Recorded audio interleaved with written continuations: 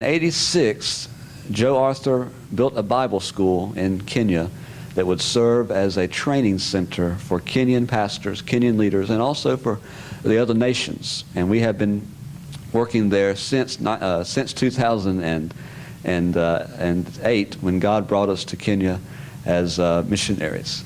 The ministry of East Africa Bible College now is stretching out into 6 nations in the area, and our goal is to train students from each of those nations every 2 years to go back and reach their own people, to plant their churches, to do their evangelism, so that their nations might also come to Christ.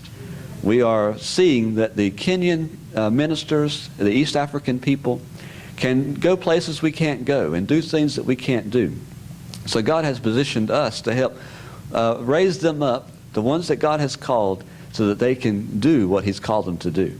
And that's what our ministry is at East Africa Bible College. We have right now about 20 students. 14 are full-time. We have others who are there on part-time basis or who come in just for weekend classes. And even now, the school is in session while we're here in America talking about the ministry and raising money for that ministry. I do, however, want to talk to you about 3 of our graduates who are doing exciting things, having finished their time at East Africa Bible College.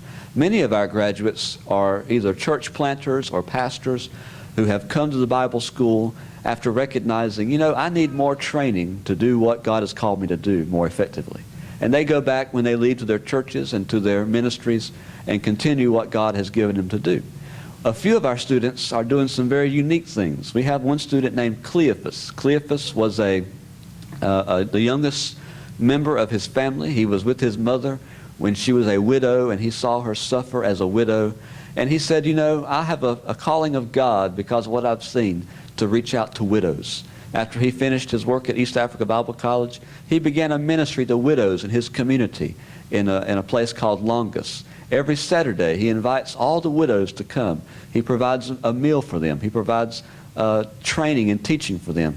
But he also gives them the Word of God, just for widows, every Saturday.